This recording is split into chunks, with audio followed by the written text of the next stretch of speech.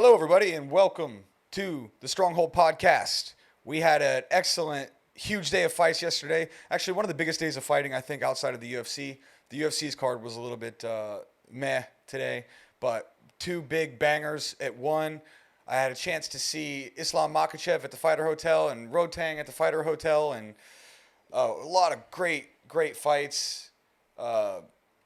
Usman Nurmagomedov in Bellator ends up winning the title there. He beats Patricky over in Bellator. And then we had the two one events, one on Amazon Prime 4, where Christian Lee fought Abbasov and is probably my new favorite fighter. I mean, Christian Lee is just a Terminator, man. It's brilliant. I saw one of his first ever fights as well when he was a skinny little kid. And then when he was doing He used to fight at featherweight. This was at middleweight for the UFC, by the UFC. This is 185 pounds. Yep. You could see, he was carrying some body fat on him, right? Because he probably not just as much as his opponent, weight. who just didn't bother making weight. But. Yeah, I mean, there's so much more to talk about. Rodtang was on the card. More. Cosmo Alexandre got a nasty upward elbow knockout and retired. Aoki lost to Islam's boy. Now, some of these names are going to be a problem. We apologise now. Yeah. Can you pull up his name? The Nurmagomedov team guy. Is it Saeed? Let's see if I can find it here. I had it locked and loaded, and I still couldn't do it. Isagokmaev, yes. Saeed Isagokmaev, who looks like an absolute beast, destroyed Shinya Aoki just like he said he would. Islam was there. The whole crew was there. Roman Kriklia looked amazing. He got a win in the rubber match against Iraj Azizpour, who's probably the most smiling Iranian I've ever seen in my entire life. Roman Kriklia is one of the top pound-for-pound kickboxers in the world. Make no mistake. He looked absolutely amazing. The main event, Pettatong, he managed to come back. He's like 38 years old or something like that, against Hiroki Akamoto, who's another top tier kickboxer. He was the current champion. And Pettatong looked like he was about 24 years old in there. He looked amazing. He had one of the best open stance attacks I've seen ever in Muay Thai. He was in the open stance. He kept throwing that rear knee from the southpaw stance. He threw it to the head. He threw it to the body. The kick, the cross was all there. Akamoto's ribs just looked like a Saw movie or something, man. By the end of that fight, his whole side was purple. So we got a lot of stuff to talk about. Let's talk about the one on Amazon Prime 4 first, the Christian Lee card. We'll start with that. I spent about 6 hours watching fights yesterday. I mean, from the minute that I woke up until the evening, and then I woke up first thing this morning and started watching the UFC. So my brain is a little fried, but we're going to run through this card. And let's start with the main event with who's maybe my new favorite fighter. I mean, Christian Lee is just a dog. He gets hurt in fights and just terminators his way back. It's like he's got a little bit of Glover Teixeira in him, right? Yeah. He gets dropped or whatever in firefights, and he's also capable of dropping people. But it's like as soon as you hurt him, he just finds that extra gear, gets the Glover health bar, and comes back and starts attacking again. I mean, that first round, you could have stopped that fight.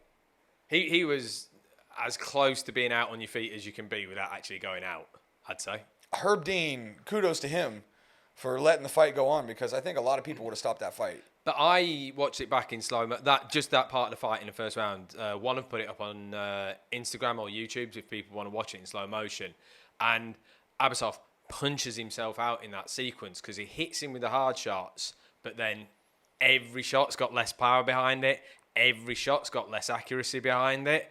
And he gasses himself, and that's what allows Lee to survive. That he's still hitting him, but say the first punch he hits him with is at 100% power, the next one's 90%. The next one's 80%, and it just keeps dropping down with each punch if you watch it in slow-mo, and the accuracy goes out the window with that. Yeah, and then by the end of that flurry, he ends up on top of him, and you can tell he's just so tired. Soon as Christian survived the round and it got to the end, I knew he'd win the fight, because you could see Abbasov had punched himself out. It was even in the first round before that happened, he was hands down, sucking in the air. Well, they both, for the first round, were just coming out like demons. Both of them were looking to finish the fight in the first round. Yeah. That's why I think, and then Abbasov basically punched himself out, caving in Christian's head with his punches. And then he got on top of him, and it's only 4 minutes into the fight, and they're both just oh. Man, that was a war. That was a war. Is a brilliant fight. And Christian Lee's cardio, once again, just his cardio, his chin, and his just... He is called the Warrior for a reason as well. His heart. Yeah. Like, that's the one thing that you can't fake. Like, that's the one thing you can't build up yourself, per se. It's not like your cardio that you can put the laps in. You've either got his heart or you don't. Yeah, with Christian Lee, you're not going to beat him. You're not going to finish him, I should say, unless you put him out. Yeah. He's one of those guys. He's not going to quit. He's not going to stop moving. You're going to have him fully locked up in a submission. You're going to have to put him to sleep, or you're going to have, you know what I mean? Or you're going to have to put him out on the feet. Like, he's actually got to go out. Because if that guy can still move, he's still fighting. Yeah. I mean, he's the all-time wins leader in one. He's the all-time finisher in one. Champ. He's fought in 3 weight classes. He's fought for 3 different titles. I believe when he fought Martin Nguyen, I believe the first time was for the featherweight title. That might have been before they started switching the weight classes. Yeah. So, you know, at that point he was like 18 or 19 or whatever, right? And he still gave Martin Nguyen a hell of a fight. So, all-time wins leader, all-time finishes. He's fought for titles in 3 weight classes, going from 145 pounds to 185 pounds, which is just crazy. He's just crazy to watch. I mean, all of his fights are just hell on wheels. They're all just fucking chaos. And he's just, what an incredible champion. You know, it just does beg the question, and also to Cameron Abbasov, amazing fight. Yeah. I mean, he made Christian earn every bit of that. You can see by the end, Christian was so tired he couldn't even hold the belts anymore. Yeah, but that's because those belts are ridiculously big and like solid gold or something. Yeah, they're huge. I think they said someone they're take these 25 off, man? pounds. Yeah. I think it says 50 pounds. And he's literally so exhausted that in the post-fight interview, he can barely talk. And he's holding these belts and he's just too tired to hold on to it. So that goes to show you, I mean, he spent everything on that fight, right? And Abbasov also looked great. I mean, he was landing plenty of shots throughout the fight, throughout every round until he was totally gassed. Christian was doing some nice body work to him there too in the round. The takedowns. Was it the third as well? He was just chewing his leg up with kicks. Yeah, and he just once he saw him like wobble, and he was just like whack, whack, whack, just like 4 times in a row, kicking that leg. I bet you that shit hurts today. His leg, I bet you was hurting today. Nice big purple leg. Oh yeah, for sure. But Abbasov looked because Abbasov missed weight or missed hydration. I don't know if he missed weight or hydration, but let me tell you, there were a lot of people who missed weight or hydration. One is having this is a problem that I think pretty much anybody could have predicted. Anytime you have a game-changing rule, like making people hydrate and everybody's got to figure out how to cut weight differently, there's going to be some growing pains, right? Yeah. So whenever you institute something like this, for sure for the first year or two, it's going to be a little nutty. Having said that, some of this stuff is weird. So Abbasov, I think, can get a little bit of a break because he just fought Renier de Ridder at light heavyweight, right? So he just went up a weight class and was coming down and coming back to his normal weight class for this fight with Christian Lee. So he was up and down between weight classes or whatever. I don't know if he missed weight or he missed hydration. I know Haggerty missed weight or made weight but missed hydration. Yeah. I think there were about 6 or 7 people on the card that I heard that either missed weight or hydration. Abbasov must have missed weight though because he was stripped of the title before the fight started, or he couldn't win the title before the fight started. And like, fair play for Christian for still going for it because Abbasov looked a weight class bigger than him in the fight, I thought. And Christian looked big, but Abbasov looked bigger. Well, yeah, I mean, Abbasov's definitely bigger anyway. And then plus he missed weight, and Christian's coming up from a lower weight class. And that lower weight class happens to have the largest amount of weight disparity between any 2 weight classes in MMA, 170 to 185. That's 15 pounds. All the other weight classes are like 10 pounds each. Right? So that has the largest amount of weight, which is why it's really hard for people to be welterweight and middleweight champion. I mean, because that's a big ass. If you think of people cutting down to 185, and then you think Christian Lee coming up from 170, you know, Christian walking around probably weighs, it cuts to 170, but I don't think he's even a huge 170. I think if he went to the UFC, I think he'd be a lightweight. Yeah. Maybe a welterweight, but one of those two. So Abbasov walking around, if he's cutting down to 185, is probably like 205, 210 walking around weight. Christian Lee is probably 180, 185 walking around. So you're dealing with a 20 to 30 pound weight difference, probably. Yeah. Which is why Christian got hit with that middleweight power for the first time, right? So I say welterweight, everybody, but just in case you don't know, the welterweight title in one is 185 pounds. It's the middleweight division in the UFC. So, yeah, I mean, he missed weight. Christian, I don't know if he should make this division his home. I mean, these are some big boys. He definitely doesn't have a frame like these, what would be middleweights in the UFC are going to have. But it shows you he's fucking tough enough and good enough. His wrestling, he takes down everybody. Yeah, he was getting that body lock. Yeah. And just... That body lock that's outside reap. That's what saved him in the first one. He managed to he grabbed hold of the body lock in the first. Yeah. And took him down. Clinched him up, yeah. And then Abbasov ended up on top in that round, too. And Abbasov's, I mean, not a slouch in wrestling either. So the fact that Christian Lee's capable of taking down middleweights lets you know what he can do to some of these guys at, lightweight. I'll say lightweight just because it's more common. But, so here's the question. What do you do with Christian Lee? Does he just keep defending the one titles for forever? Does he want to go to the UFC? Is he content at one? I mean, one's paying him well, I'm sure. Yeah, I'm sure. He's the poster They don't want to boy. lose him, that's for damn sure. Yeah, he's the poster boy. He'll be being paid. He can be a 2-division champ there. But do you think he's willing to do his whole career at one without ever trying the UFC? He seems competitive enough that he probably wants to know if he's he does the number seem one that in the world. He wants to see see where he's actually at and what his skills are. But there's all these... I mean, it would be him fighting Islam probably, right? I mean, that would be where he would fight in the UFC most certainly. Yeah. Because I think he would go to 155 in the UFC. But there's rumours that Bellator and One might be looking at doing a little collab. So then who would he get in Bellator? Well, I guess he would get Usman Nurmagomedov now, which would be crazy because he just beat Patricky. Islam, same fighting style. We'll know what's up. Well, Christian Lee also has to worry about Sagid. God damn it, the name again. Can you go down to it one more time so I can see it? No, it's on a different page. Just guess. Okay. I cannot remember it. Sagid. I got to get this. Anyway, because he's Islam's boy, right? Islam was there cornering him. And so he's the number one contender now, I think, in that division, which Christian is also the current champion in. So that fight could be a problem for Christian Lee. I mean, I know he takes everybody down, but these Team Khabib people are built fucking different. I mean, he ran through Aoki, just ran through him, hammered through him, dropped him on the feet. So that is a more interesting fight than anything I think Christian will have at the welterweight division right now, because he just beat Abbasov. I guess you could have him fight Sebastian.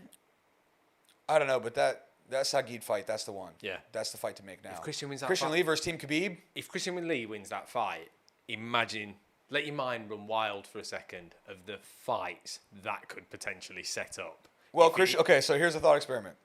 Christian Lee fights Sagid. Yep. Beats him. Yep. One and Bellator collab. He has a fight against Usman Nurmagomedov. Beats him. Guy's got to fight Islam next. Christian Lee's got to go fight Islam next. The trio. If he could beat those three. So, Christian, no pressure. We just need you to beat the 3 best fighters in the world who are more or less undefeatable. They are all literally undefeated except for Islam's one fight in the UFC. Yep. The 3 Team Khabib guys at the top right now, the combined record of them is like 80-1 or some shit. Like, it's fucking crazy. It's crazy how good those guys are. Now we're drifting off into fantasy land, though. Hear me out. They don't fight Bellator rules. They don't fight UFC rules. They fight one rules that Christian's used to. Knees on a grounded opponent.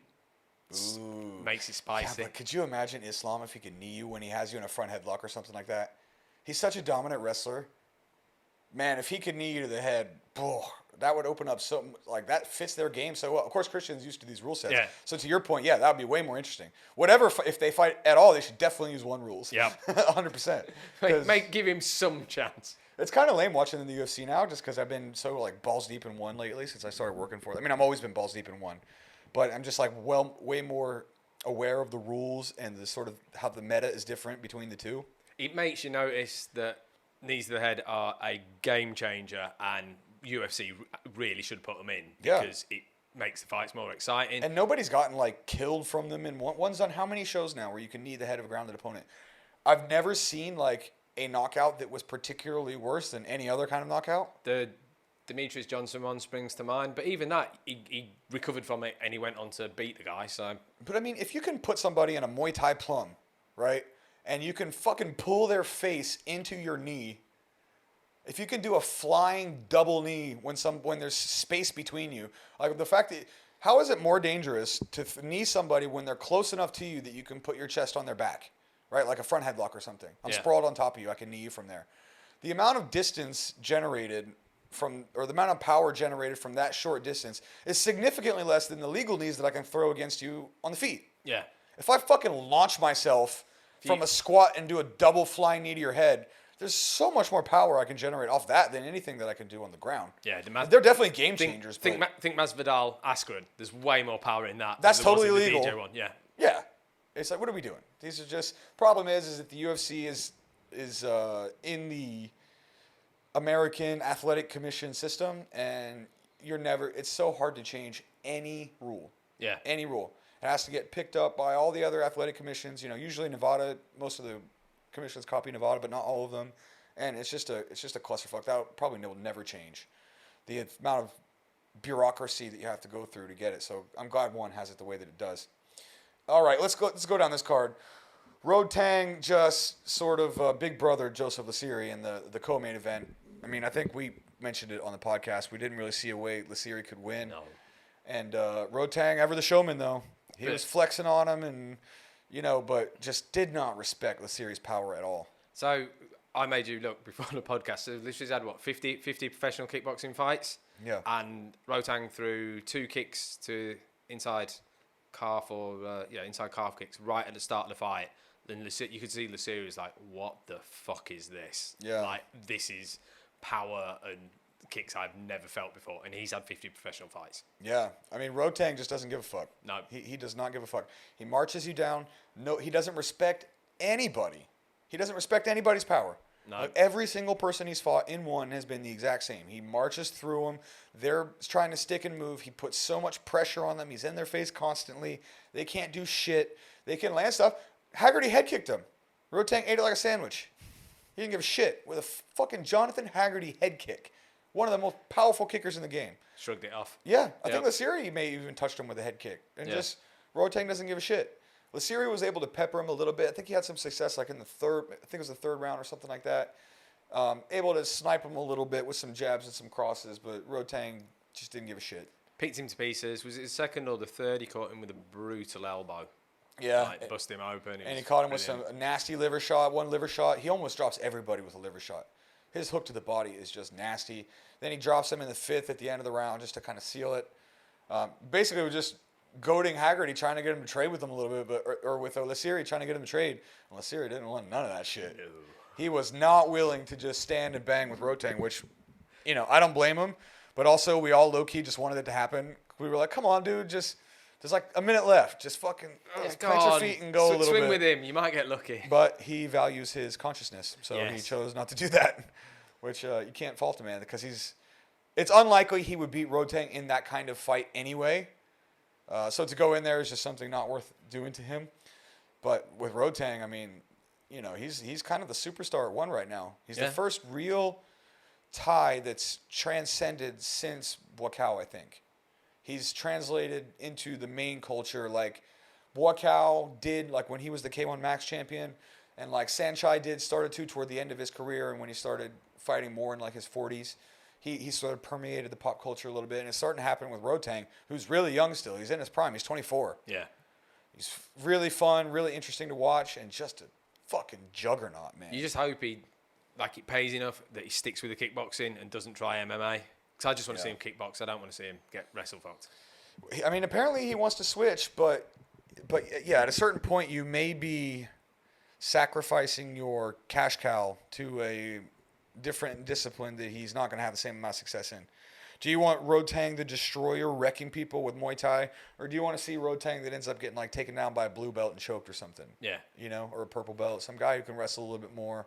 Keep him at kickboxing. Keep building him up. Just let him fight whoever he wants, and he's amazing.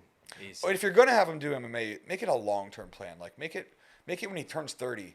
You know what I mean? Yeah. Let him really develop the ground stuff, because if you just if you try to do like what they do with Stamp, but you throw him against professional men that are more developed in their MMA experience. Like the men's divisions are more developed than the women's division. I think that's fair. Doesn't mean it will always be that way, but that's certainly the case now. So they can have Stamp go in there and armbar Ritu. Guess what Rodtang's going to do if he gets any of these guys in the top, Not in the armbar top them, I'll 5, tell you that top much. 10 in the bantamweight division and 1? Yeah, he's not going to be armbarring people off his back. I'll tell you that right now. So, yeah, I mean, I kind of still want to see him do it just to see what's up, but I think he might be a more valuable asset if they just keep him in kickboxing and Muay Thai. Plus, I mean, I think he's one of the top draws as he is.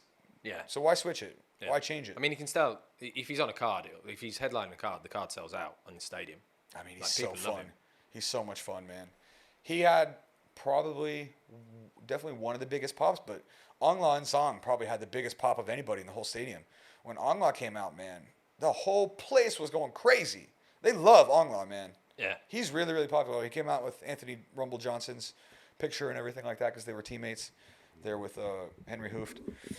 All right, so that's enough with Rodtang. He's a beast. I don't care who he fights next. I'm going to watch it, and I'm going to be drooling waiting for it to happen. Bibiano Fernandez, Father Time, does not care. He does not give a shit about anything. Bibiano at 41, I think he's 41, looked good physically, looked really good, was still pretty quick on the feet, but Stefan Lohman, this guy is going to be a problem. He was able to take Bibiano down. He was able to stand with him on the feet, really quick reflexes. He might be the new young blood coming out of Team Lakai. Can you click on him for me, Jake? Let's see how old Stefan Lohman is. I never know if it's Steven or Stefan. Langdowns is pronounced or is spelled exactly the same way, and he goes by Steven. So I don't know what the hell this is pronounced. Doesn't have the age? No, Oh, come on, Juan. I'll find it. You got to get the age on these guys. Because some of these Filipinos look like they could be about 40 or they could be about 22. Turns out he's 50. He looks young though. I think he's one of the younger guys. Because Team Lakai has a lot of good guys, but you start to see those old champions are all starting to fall off. Kevin Bellingham fell off. Edward Foleong fell off. So, you know, these Team Lakai guys who about 3 or 4 years ago, Team Lakai was one of the best gyms in the world. They had a lot of great champions. They still have Pacio. He's still doing good work. So this younger generation of 27. Nice. Yeah. So between Pacio and him, you got some of these young bloods coming up from Team Lakai, which is good to see because this guy, you know, Bibi was just a champion. And Lohman did work against him. So he's one to definitely keep your eye out for if you haven't been watching him. Jacked.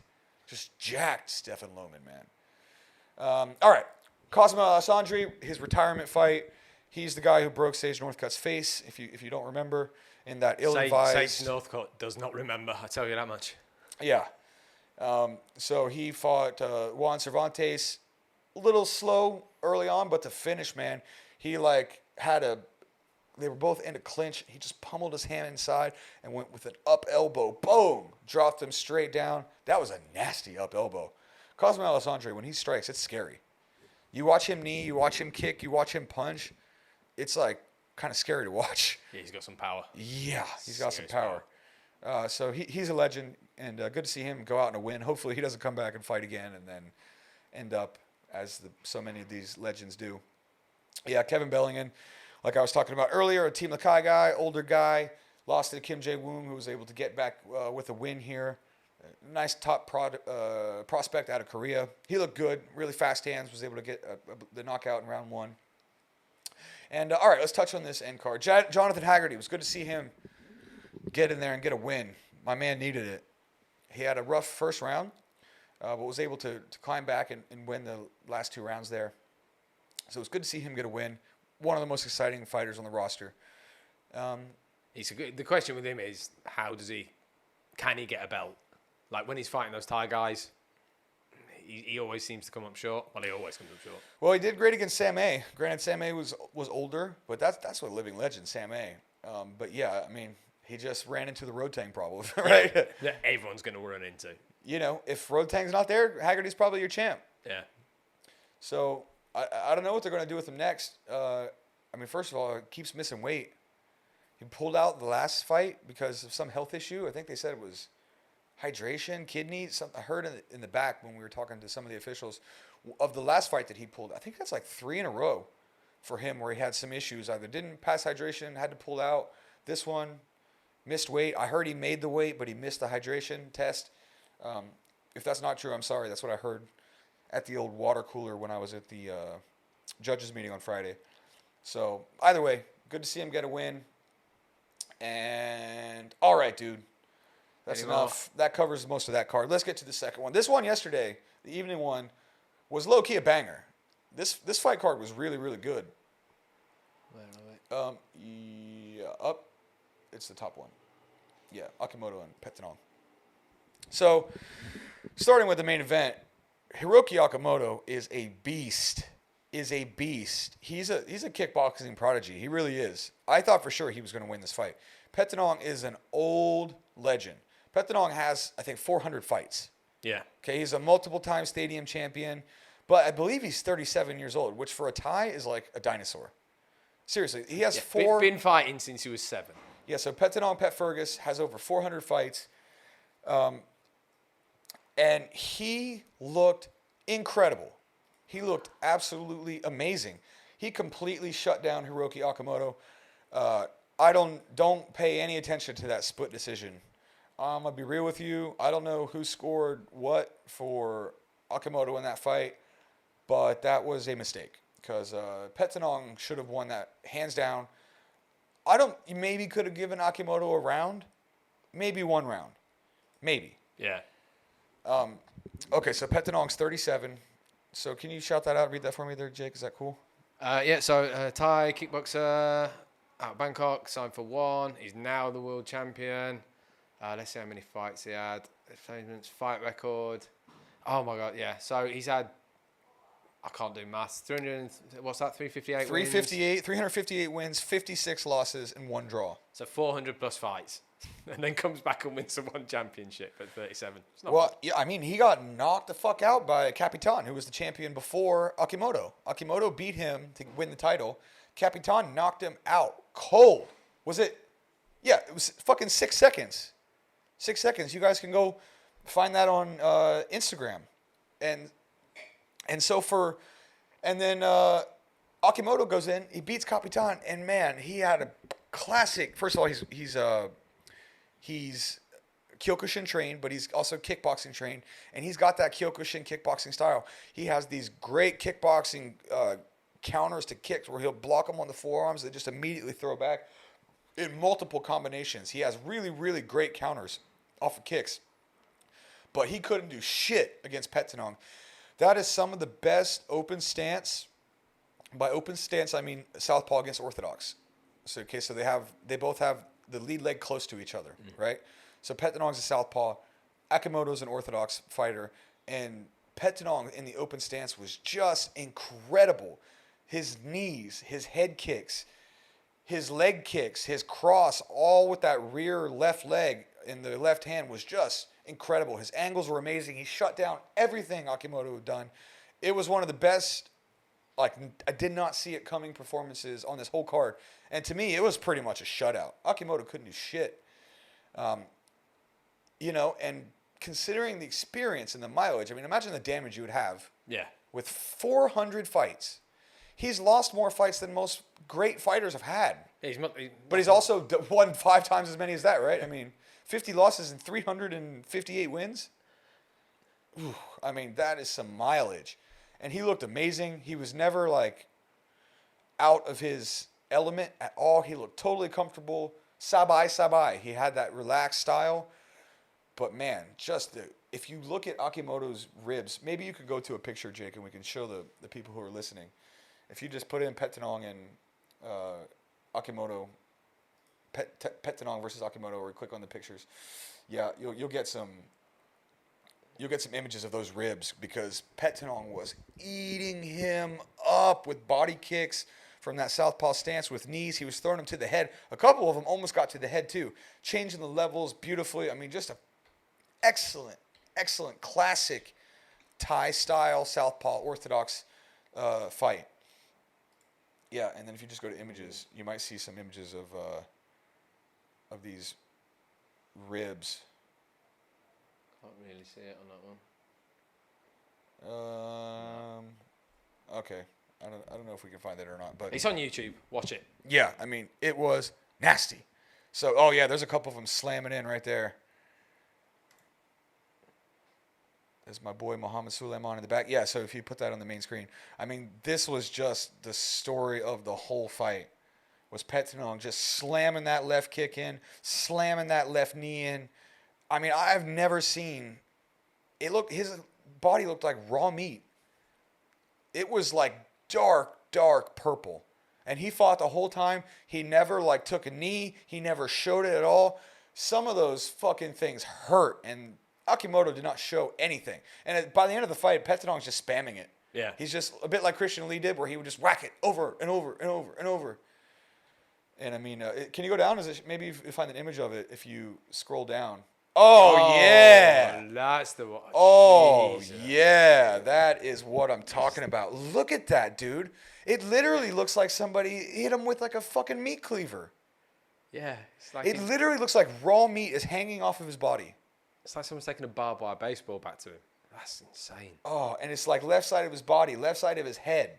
That's all those southpaw weapons coming down. The Thais are masters at the southpaw open stance style. This is why so many Thais fight southpaw, even if they're right-handed, because they love that. You see, there's the knee coming up from the exact same angle, and he would use the knee to the head to open up the knee to the body, and also the kick to the head, right? So he was changing, his lower body striking was so good, Akimoto just couldn't get going. He could not get inside that kick. Go down a little further. Let's see if we got any more juicy images from this fight. Oh, yeah, click that. Can you click that? Let's just see what this... I only watched the highlights, so I didn't see the state that he was in. But oh my god, that's. Can you click that video and let's see what it shows? Yeah. Oh, wait, let me try it. Oh, dude. Yeah, it's just showing a video. You look at And then the other side, nothing. Pettenong has nothing on it. I mean, that is why I cannot believe that somebody thought Akimoto won that fight. Yeah, the scoring criteria that we've been over on this podcast: damage. What, like, no knockout, damage is the next highest criteria? Is that right? Yeah, well, this is Muay Thai. Muay Thai is different. Okay. The Muay Thai uses a 10-point must system. So it's a little bit more like traditional boxing. But somebody gave Akimoto that fight. I don't know how on earth they could have done that, because there was not a way in hell that Akimoto won that fight. Look at Pettenong. Oh, look at 400 fights, he looks like a beautiful man. To go back to our point from earlier, look at the size of the belts. Yeah. Yeah, Stuck 2 of those on Christian Lee after he was exhausted. They had to have them taken away. I'm not going to lie, man. This was kind of a feel-good story for me. Because Akimoto was just like the young prodigal. His record's like, he's had like 2 losses in his entire career, right? Going up against an aging legend who got knocked the fuck out recently. And, Pettenong went out and just put it on him. Beautiful fight. If you're a fan of the classic Muay Thai style and the classic southpaw kicking game, open stance kicking game, go watch that fight, because that's a fucking textbook right there. That was beautiful. And then going down, Roman Kriklia, heavyweight kickboxing.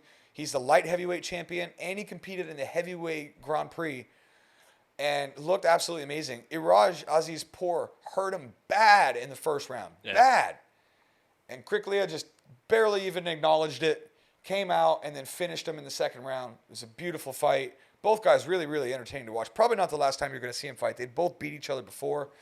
But I think it was in, like, they said on the broadcast, something, it was in tournaments. They hadn't actually fought. It was like at the end of a kickboxing tournament. So this was the first time they both had time to prepare for each other. Kickboxing final. Both guys are really, really awesome, really technical, big. Iraj Azizpour is hilarious because he's the most smiling Iranian I've ever seen in my entire life. He's constantly grin to grin, big smiles, those crazy spinning kicks, wheel kicks, spinning back kicks. He's got a really, really fun style.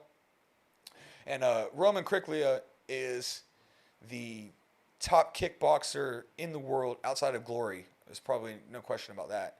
At least a heavier guy. And looked absolutely amazing. Now that he's the kickboxing champion at heavyweight, be interesting to see if they would bring over some of the Glory guys. Let's see him in the Reem, him and Badr Hari. There's a lot of good fights for him. Yeah, he could get some... That they could do if they could get some of those bigger guys that are in Glory across. Serious rub off a bigger name. Mm-hmm. Either way, damn entertaining fight. Going down, Sagit Izagakmaev. See, once I see it, I can pronounce it because I practiced. Izagakmaev with an easy win there. This is the Islam Makhachev teammate. He's undefeated, 29 years old, I believe. Looks nasty. And that is going to be the face of a man waiting for Christian Lee Yeah. on the horizon, and I don't think he will give a fuck. I don't think either one of them will give a fuck. Like this fight is going to be one of the best challenges for Christian Lee. Yeah. This will be one of the best ones. So if you're looking to see Christian Lee challenge, first of all, everybody thought Christian Lee was going to lose almost every fight he had. Now he's becoming this destroyer, right? But there were so many fights that people thought he was going to lose. People thought Christian was going to lose when he fought Daggy. People thought Christian Lee was going to lose when he fought Timothy. Yep. Like everybody that he fights originally when he first got his strap, people thought he was going to lose, and he keeps finding a way to win, Goes up 15 pounds to fight a middleweight, same thing. Gets hurt, bad, comes back. But he's got Sagid coming. Can you click, or maybe Tapology his record? Tapology would probably be the move while we just chat about him. Because if you don't know who this guy is, you need to pay attention. He is going to be a problem. And if you're looking for a reason to get hyped about Christian Lee, what more hype can give you than Team Khabib versus Christian fucking Lee? I mean, this could be a huge, huge fight for one. And not only with the local Asian base, but also because you're getting those Team Khabib fans to watch one. Yeah. Right? You're getting all those guys at Dagestan, that whole team. They come out to support everybody, right? The whole team was there. I knew it was Islam Makhachev immediately when I was at the Fighter Hotel for the thing when I saw his fucking unibrow. I was like, I saw him, and he was behind Sagid, and I just saw this like little. He's a short guy actually. Yeah. He's like my height, right? I'm not short, but he's a normal height guy. And so I saw him, and I just saw him by his little monobrow sticking out over the back of Sagid's head. And then as I'm coming out of the elevator, he's going in the elevator, and that whole team. And the first thing that I thought was like, "Fuck, is that Islam? Is that Islam?" And I wanted to ask him to get a fight, or to get a picture. But Get a fight? No, I do not. Don't do that. I do not want to ask them for a fight. No, I want to ask them for a picture. But they all look so scary that I couldn't do it. I was literally like, they look like they want to hurt me. I'm not going to ask them. Yeah. But that was just their faces. They weren't rude or anything. Yeah. They just look That terrifying. Yeah, very, very Eastern European. Fuck yeah, man. Serious people. And, Serious people. Another funny story about when I saw Rodtang there, because I'm playing the new Pokemon game, Pokemon Violet or whatever, right? Yeah. That was the first day it came out, right? So I went from the gym. I picked it up in the morning, played for a couple hours, went to work, and then I had to leave work early to go to the officials meetings. And so I went to the officials meeting, and I'm just waiting in the lobby at the Fighter Hotel playing Pokemon while I'm sitting there. I arrived like 15 minutes early or whatever. So I'm just sitting there playing. Rodtang walks right by me, and as he walks by me, I was literally like in the thought, I'm going to grab him and get a picture with him. And then I realized that I was playing Pokemon like a fucking child, and that I can't physically ask this badass to get a photo of me while I'm sitting here playing a children's game. It's not the best look in the world. No, dude, it's even funnier. I went to the video game store to pick it up, right? Yeah. And I'm a total fucking nerd because I'm picking it up on day one, right? Yep. Like a nerd. So I go to the video game store here at Simlim, and I go and I asked the guy. That was my first mistake, was asking him if they had a copy of it. I could see they have a copy of it, but I asked him. I was like, "Hey man, do you guys have a copy of the new Pokemon game?" And he's like, "Oh yeah, for your boy." And I was like, "No, that's just for me. See, I'm just a giant man child. Sorry, man, to disappoint you, but no, that's for me." I have Bald guy, tattoos, gray hair in his beard. I have children, so I have an excuse to buy it and play it. But Yeah, you have a built-in excuse. yeah, he's ruined it though because I can't get him now because I need to get them something for Christmas. So I can't play it till December 25th. No, you buy it, you play it now. Santa brought it, but it was open for some reason. For some reason, it's not in its packaging. Yeah, I mean, I have a special case you can use. They'll never tell. So anyway, God, fuck, how did we get to that? All right, we found you were Sagid scared of saying it. Oh, dude, yeah. Yeah, I wanted to ask for a picture, but I was just so afraid they would hurt me. Okay, what's his record? So his record is what, 22-2? Is that what I saw? Let's go up check his main record there. I think it was up at the top, Jake. Sorry, I can't see it. Pardon me. Yeah. Okay, so his record is 22-2. Okay, so he has lost. He's young. He's 29 years old. Let's go and see who he lost to. One loss there. Can we just scroll left or scroll right? Or something? Oh, yeah, of course. I'm sorry, forgetting the That's chain. okay. Oh, no, didn't say for some reason. Go down. His record his actual, yeah. There we All right, so he just beat Aoki, Nakashima, Carlston Harris. Oh, he's in the UFC now, I think. I think Carlston Harris is in the UFC now. Can you click on him? We're going down a rabbit hole here. So he lost to Carlston Harris by Darce choke. Okay, so that's an interesting little wrinkle in this Christian Lee fight because Christian Lee has a good ass Darce and Anaconda choke. Is he in the UFC? Yeah, he's in the UFC now. Oh, that's right. He just fought Shavkat Rakhmonov. Okay, so he lost to a UFC guy with a pretty good record. And then if we go down further on Sagid's record, we can maybe find his other loss. Oh, Magomedov, another guy who's in the UFC. That was his second fight only that he lost in the Cup of Dagestan. Okay. All right, so basically he got caught. Wait. Oh, no, that was something else. Go up for me, Jake. I think you were in the Sambo or something. Keep going. Let's see his first loss. Elias Silveiro lost the decision. Okay, so he's not unbeatable. Oh, this guy fought UFC as well. Yeah. So it'll be quite interesting. No, I don't think he made it to the UFC. So it'll be quite interesting to see him and Christian Lee. That's a damn good fight. He looks like a beast. And Christian Lee's got really good front chokes. Really good Darces. He loves the Anaconda choke. I've always been partial to the Darce myself, but some of those people with those long, gangly arms can have really good Anaconda chokes. So, he smashed Aoki. Aoki's still doing the damn thing. He's about 40 years old, too. Probably on the final leg of his career here. Probably rethinking his career choice right now after that one because he did get smashed. Yeah, but he's always down to fight. Yep. And then, the biggest pop of the night goes to Anglan Song, who was finally able to squeeze out a win over an old as shit Yushin Okami. But nonetheless, looked good. The crowd loves him, man. Yeah. He's one of the most popular fighters on the roster. Good to see him get a win. He's sort of in a similar situation where he just can't beat the champ. He's a bit like Haggerty and Rodtang. He's got those 2 losses. He lost both of his belts to Rainier de Ritter. And he can't seem to beat him. They've tried twice in 2 divisions. So I don't know what they do next with Angla, but he's always going to bring the eyes. People love him. And good to see him get a win. Also good to see him shout out Anthony Rumble Johnson, who died this week, unfortunately. They were teammates. So good for that shout. All right. Oh, I want to shout out one more big fight to my boy. Keep going down. To my boy, Ahmed Mujtaba. Ahmed Mujtaba against Abrao Amarim. Did you see this fight, Jake? I saw the finish. Dude, I didn't see the full thing. Crazy. Ahmed Mujtaba, who I actually cornered in JB at Ultimate Beatdown like 6 or 7 years ago. I was there cornering Guy, one of our old jiu-jitsu coaches who used to work with us at Trifecta. And Ahmed was there and he was fighting. He was fighting another guy, but I think he was there alone. Yeah. And he was warming up in the same area as Guy, my fighter, Guy was fighting, I think, in the main event or the co-main, and Ahmed was in the other. And I just see Ahmed back there shadow boxing, and I'm kind of keeping my eye out. And I look, and he's doing kind of his stuff alone. So I go over to him and I start talking to him, like, "Hey man, what's going on? You have anyone to train with you or roll with you or hold pads for you or whatever?" Yeah. And he's like, "Nah, I'm here alone or whatever." So, I warmed him up and we drilled some positions and stuff, and I cornered him in the fight. And then now he's looking fucking good. He just knocked out Rahul Raju in his last fight in, I think, the first round, really quick. And now he got this 3rd degree BJJ black belt in a triangle. In a fucking triangle. I know half of the people listening to this podcast are like, what is a triangle? Does he mean triangle? No, look it up. Triangle. Cry is 5? 5? How many, what's that? Is it 5? How many points is that? I don't know. So a triangle is a leg-in triangle choke.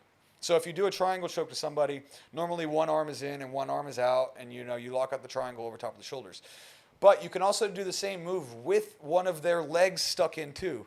So if the camera's on me, you're like in the triangle, like your arm is in, and also your leg is stuck inside of it. Jake, can you pull up a picture of a triangle? I'm trying to find it. I've never seen one in the history of professional MMA. This is one of those moves like a twister or something, right? Where someone barambolos in MMA. Like when this move comes out, all of a sudden, you've never seen it before. Most people don't even realize what it is. I think if you just go to images, or you can throw it on there if we can show that. I don't know. Give me a sec. Yeah, I mean, that's it right there. Let me just pull it back. Look at that. That is beautiful. I mean, to submit a 3rd degree Brazilian Jiu-Jitsu black belt with a triangle Yeah, that is.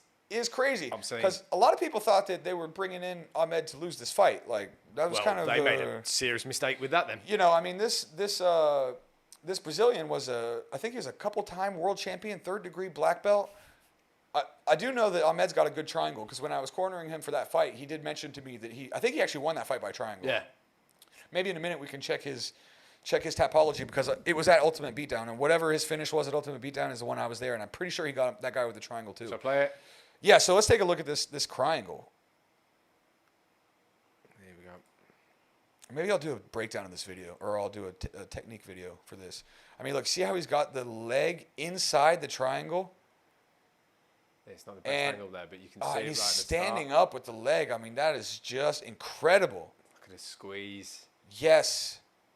When he tapped, I was like, dude, I lost it. I was like, oh my God, he knows it too. He knows it too. I'll tell you what, man, for submission of the year, you have to throw in Renier de Ritter's inverted triangle. Yep. And Ahmed Mustafa's triangle. Because you almost never see those. They were in crazy fights. They were both in like high stakes fights. And Ahmed Mustafa, probably the top Pakistani fighter in the world right now. MMA at least. He just looked amazing, and it was good to see him get a win. He's coming off of 2 big wins right in a row. He's been training with the Team Khabib people as well. I think he was out training in the U.S. at AKA for a while. So he's 9-2.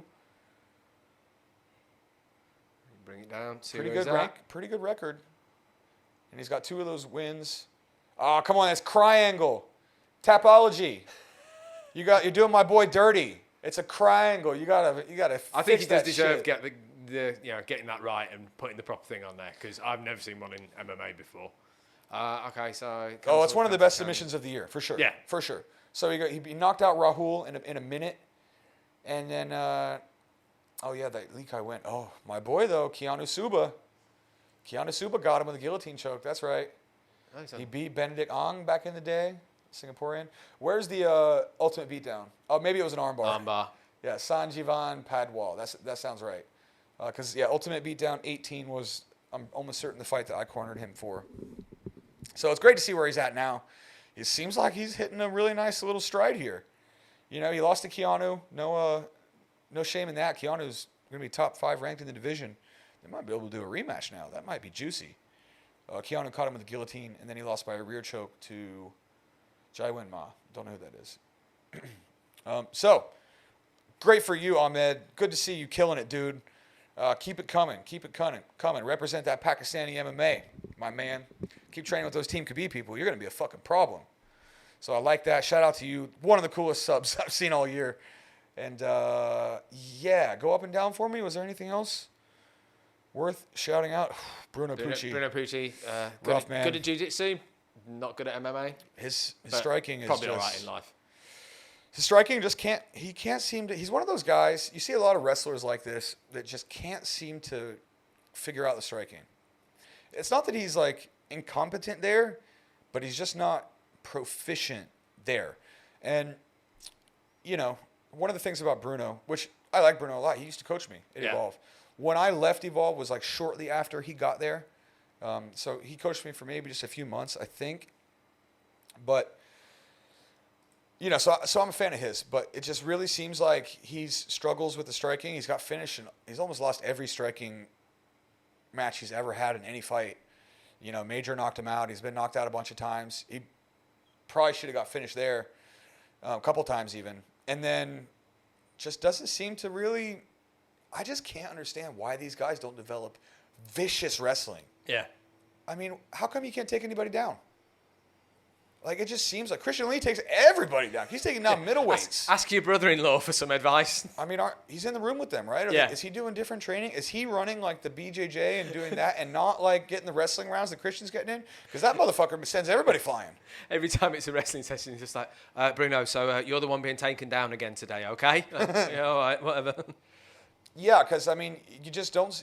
It's one thing, it's like, okay, if he doesn't develop the striking. But if you're not taking, like, the Damian Maia path, then what are you going to do? Yeah. If you're not going to outstrike people, you're not really out jiu-jitsuing people because you're on the bottom or you can't take people down. So it just seems like, I don't know. it just seems like he's struggling to really, really make this transition. I mean, let's click on his record and see what it is. It's got to be pretty rough. I think he's got to be 500 maybe in one or less. Really nice guy by all accounts, but struggles, which is a bummer because I'm always rooting for him. There you go. I got him. He has a good camp. You would think. Is that him? Yeah, that's him. Younger Fine. Bruno. So he's 32 now. His record is 7-6, and he's in a 3-loss streak. Yikes. Yes, salty record. Oh yeah. Decision, KO punches, decision. Sorry. Lost to Emilio, lost to Boku. Now, I mean, I guess the people that he's losing to all are pretty good records. Oh. Major, when Major knocked him out, is 4-1. One of the most brutal knockouts you'll ever see. Yeah. And going up for me. I mean, he lost to... Okay, keep going. So Emilio was 10-4, lost to him. 9-1, 8-3, 11-2. So the guys he's fighting have really good records. You know, he's not, but just doesn't seem to be able to put it together. Well, he's not going to... I mean, he's too old now. He's not going to pick up the striking at this age. So he should possibly think about calling it a day in MMA. Get on the grappling. He's an amazing BJJ practitioner. Do BJJ. Do that. Well, when I see people like him, there's there's usually two thoughts that I have. One, sometimes there's people in the gym who are amazing, and you put them in competition, and they just do not perform to the levels that you see them perform in the gym. Yeah. And conversely, you have the other types, the people who can get fucked up all the time in training and for some reason look amazing in fights. I've seen both. Yeah. You definitely have those people. I have met tons of people who underperform in comp and people who overperform in comp without any rhyme or reason to it. But then the other thing that I think about is a question of tactics. I mean, I just don't understand how he's not building his game around his jiu-jitsu. Strengths. And maybe he is, but what does he only have one way to get it to the ground? I mean, he tried a couple body locks. He was able to get some body locks, some double unders. Wasn't able to put him down. He shot from like a mile away when he would shoot. Wasn't really set up with the hand. It's like his entries to any of his takedowns are just not there. I mean, if you're a jiu-jitsu guy and you're making the transition to MMA, you need to be working entries and finishes, entries and finishes, entries and finishes. You need to have tons of ways to set up your takedowns, catching kicks, getting people when they're stepping in and heavy on the lead leg and blasting them in, drawing them into you, and then double legging them. When you get them to the fence, then you need to have different trip setups from long range, mid range, short range, setups from the striking to the wrestling, defensive setups, like I said, catching kicks, slipping, rolling under punches, and shooting underneath of them.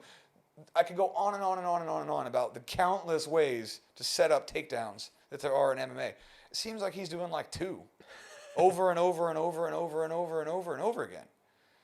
You know, and that's the thing that's hard because there's no way it's not because he doesn't have the potential. There's no way he doesn't have like the athletic skills or it's not like he doesn't have the skill. Yeah. He just can't put it together. And so, yeah, it's usually one of those things or a combination of the two. It can certainly be that. I don't know. I always put it down to the training, though, because you train like you fight. You fight like you train. Yeah.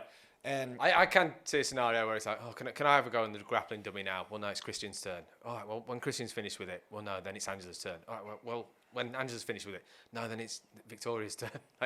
yeah, well, it's just like everybody at that gym is so good at taking people down except him. Yeah.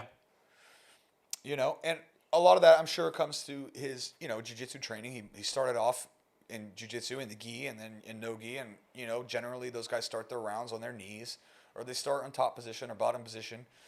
But I keep telling you, kids, if you start your round on your knees, you are wasting your time. Unless, injuries. Unless you're old. Unless you're over the age of 40, then it's allowed. Or the gym is packed or you have no interest in wrestling and you just want to do that, then cool, that's fine. Yeah. But if you're doing MMA, and you're starting your jiu-jitsu rounds on your knees ever, you're just wasting your fucking time. Plain and simple. Yep.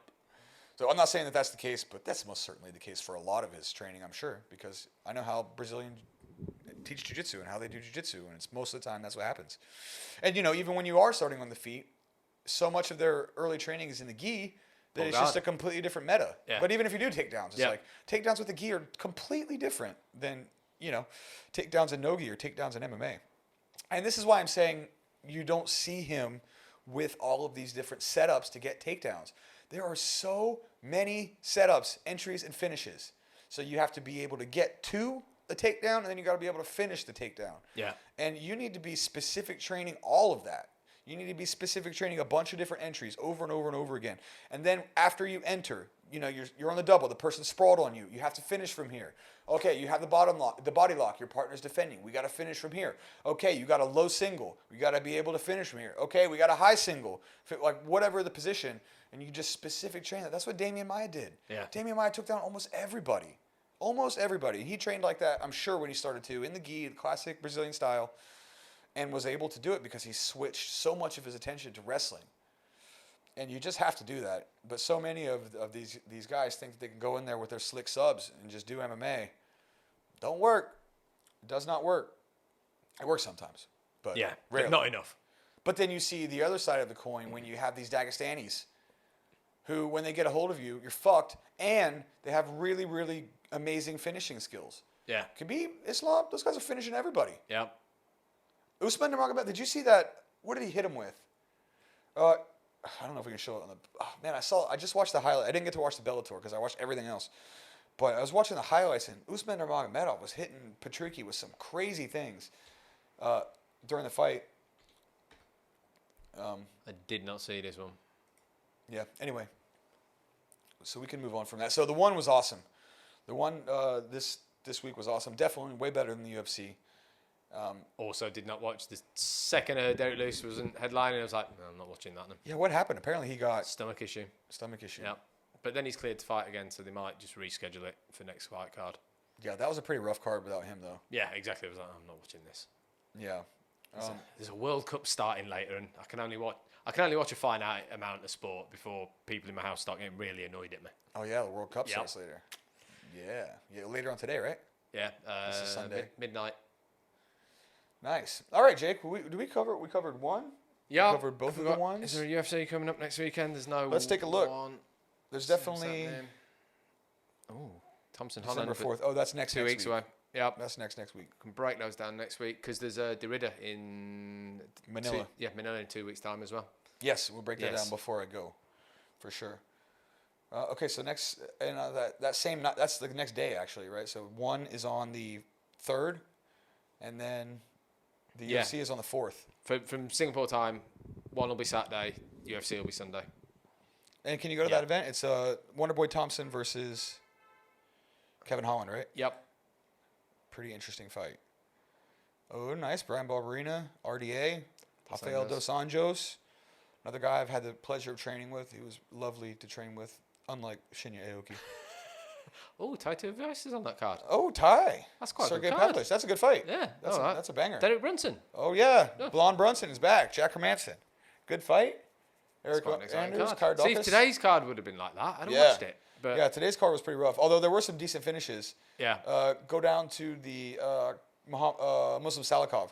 Man, he hit him with some spinning back kicks, some spinning wheel kicks. He finished him off with a wheel kick. Well, it was like a wheel kick, hit him clean, heel right to the eye socket. Yeah. And then you just see him go, and then Salikov whips a couple hooks and they stop the fight. But Muslim Salikov probably has some of the best spinning kicks in MMA right now.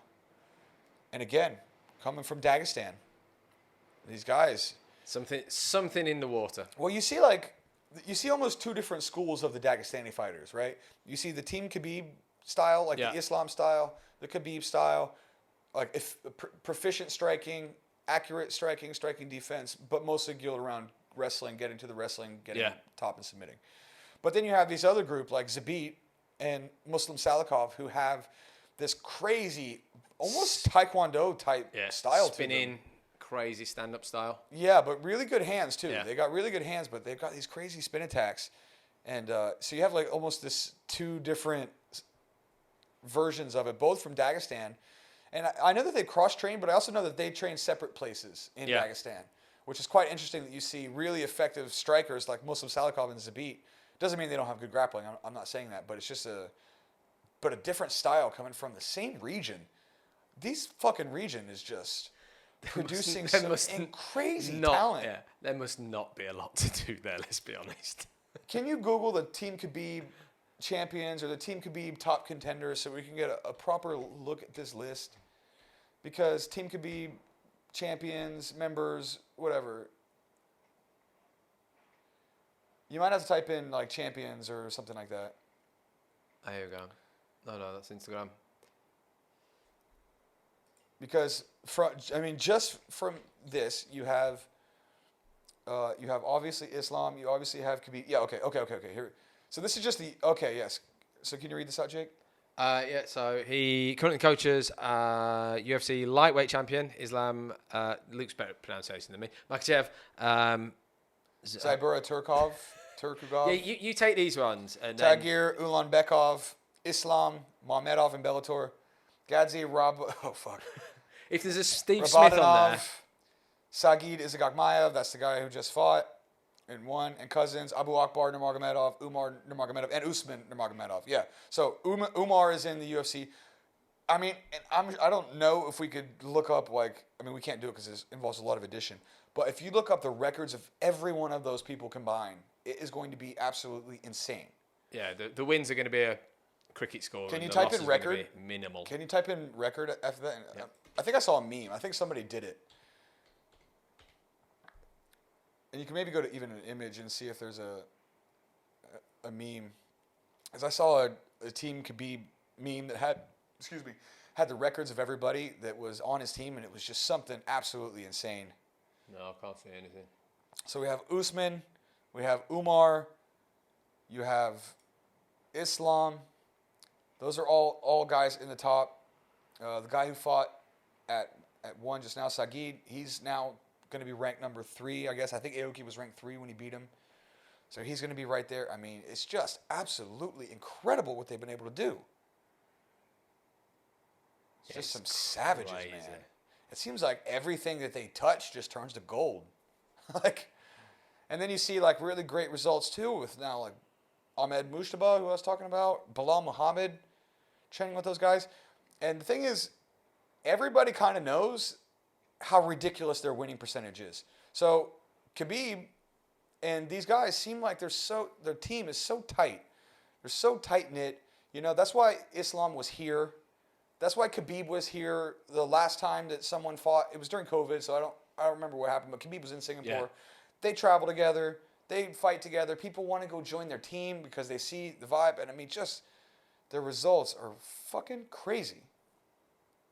Because just between Khabib, Islam, Usman, and Umar, that's like one loss in 50 fights, or 60 fights. But you're looking at a scenario where members of that could tie up the top belts in one, Bellator, and the UFC. Yeah, which you're is right. Insane. That is crazy. You're totally right about that. And not only that, they might have more than one belt in each one. Yeah. Because there's another one. Can you go back to that team, the page that you were just on with that showed everybody's names? Try. Back there somewhere. There you go. Okay, right. So some of these guys are already champs, top ranked, highly ranked in their divisions outside of that. So Zybura Turkugov, can you maybe click him? I'm sorry, I'm butchering these names. If you're a fan of my Team Khabib videos and you're hearing me mispronounce these names, please forgive me because some of them are tough. Once I hear them a few times, I get it. But some of these I've only seen and never heard spoken, right? Like I see the name. Because I'm pretty sure his record is outstanding as well. Try Tapology. Here we go. 20-5. Okay, so he's 20-5. Right, yes, that's right. Now I recognize his face. Yes, so this is Zubair Turkugov. Yeah, and he's in the UFC right now. Okay, so the point is, he's supposed to fight Artem Lobov, the GOAT. The greatest fighter ever. He had a fight canceled against the GOAT. He's had a couple cancelled, so I don't know. But yeah, and a couple good fights too. I mean, he went to split decision with Hinata Moicano, who's a top person in that division. So, listen, this in 2 or 3 years from now, we might have even more. Because the thing is these guys have been training together for so long. More and more people are going to come as they get more and more famous, have more and more success. More people are going to come, and that can be good and that can be bad. Yep. But there's no question they're going to have more champions. There's just no question. I'm really excited for that Christian Lee fight with Sagid. That will be a juicy. Again, go Christian. You just need to beat the 3 best fighters on the planet. And then Khabib comes out of retirement. Yeah. And then, that maybe then their brother/cousin will come out of retirement who's possibly the greatest fighter ever. And you're also going to have to beat him. But no pressure. It's fine. And, Could you imagine if It'd be amazing. A scenario where like Christian Lee does to Team Khabib what like Sakuraba did to the Gracies? Right? He becomes known as the Mega Madoff killer. That'd be brilliant. Well, I just hope he gets the chance to fight some of those guys. That's the thing with Christian Lee. Like, we're at the point now where he's 24. He's cleaned out his division. Yep. So now they're giving him these crazy fights against giants that he has no business being in there with. And, he can defend his belt a bunch more times, but if they don't bring in some really high-level guy or he doesn't go somewhere else, it would just be a shame to not see what his potential can actually lead to. Yeah. Because, there's no question we see he's the greatest fighter in the history of one. Yep. Is that fair to say? Yeah. Is he the best of all time for one? Yep. I think that's fair to say. Yeah. He's had, even the fights that he's lost, like, he had that one loss. The crazy decision. The one we went to. Yeah. Oh. And then he just fucked him up in the rematch. Oh, I thought I won the last match. I'm going to fucking make sure I win this one. Yeah. And Aukreyoun had just come off of a win over Eddie Alvarez. Yeah. Right? Aukreyoun is fucking good. And that second fight, destroyed him. Destroyed Nastyukin. Destroyed Daggy. Just beat Abbasov. Like, in a fucking war of attrition where he's probably 30 pounds lighter. Like, that's a borderline, like, Japan-style freak show fight. Yep. Christian Lee is, like, carrying all that body fat because he's just trying to weigh as much as he can because he doesn't want Abbasov's fucking 10-stone fist going into his unprotected ribs with no fat on him, right? So he's just trying to be heavier, have a little bit more ability to absorb the impact. Absorbs it onslaught, and then just out fucking attritions this guy, which is crazy. And then so the point is that I'm trying to make is I want to see him against the absolute best in the world. Yeah. Like him against Islam. Yep. Him against fucking Poirier, right? Poirier would be an interesting one with Christian Lee. We're getting into a little bit too much fantasy here, but I'm enjoying it. He's good. One of the things that did him over in a certain way was they brought Eddie Alvarez across to give him that rub, but Alvarez just hasn't been able to put together a fight streak to justify beating Christian Lee. Which was the worst thing. Fighting Christian Lee. Which was the worst thing. They should have, like, why did they do Aukreyoun and Eddie Alvarez? Maybe they thought Eddie was going to win. Yeah. But they should have just done that before he left anyway. Just do the fight anyway. Just because the name. Yeah, give him a rub. Give him the rub. Eddie Alvarez. Yeah, that's what he needs. Because you see now, like, what happened with Rodtang, right? After the DJ fight, he got the rub. Yep. And DJ also got the rub too, a Yeah. little bit, because especially like in the more Asian areas, amongst the Thais and things like that.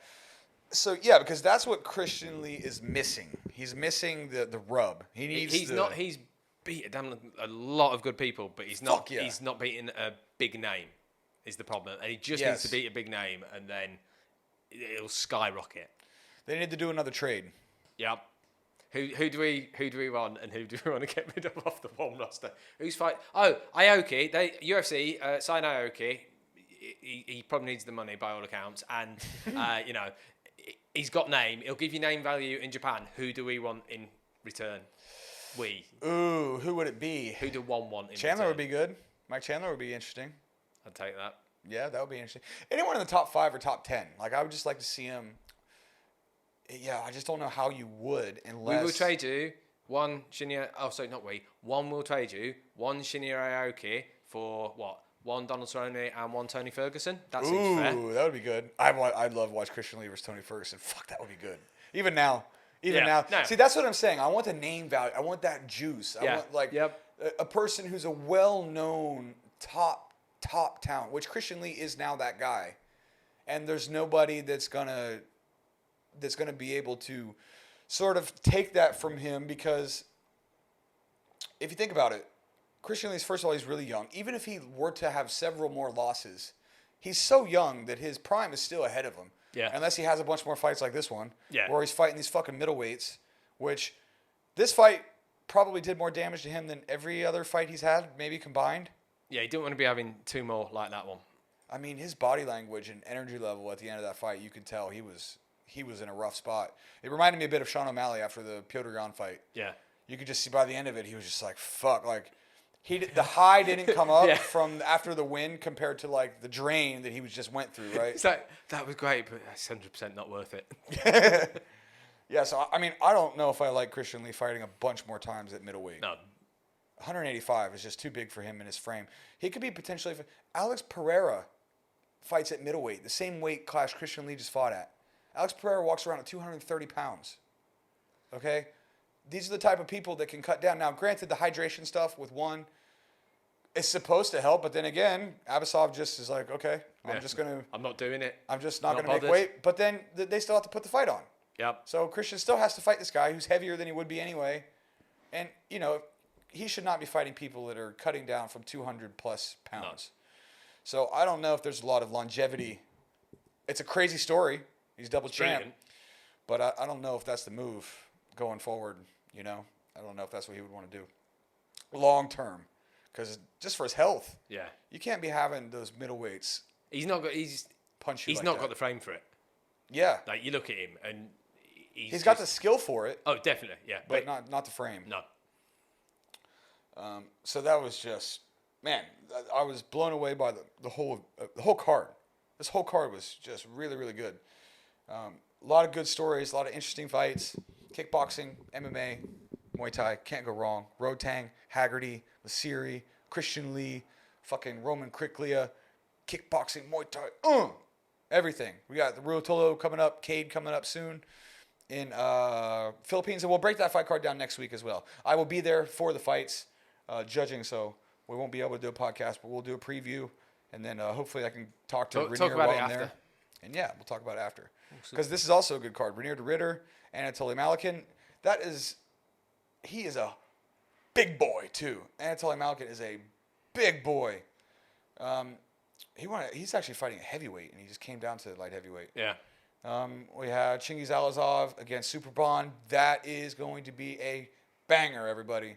That fight is going to be badass. That is a great co-main event. Then we have Cade Ruotolo and Mateus Gabriel.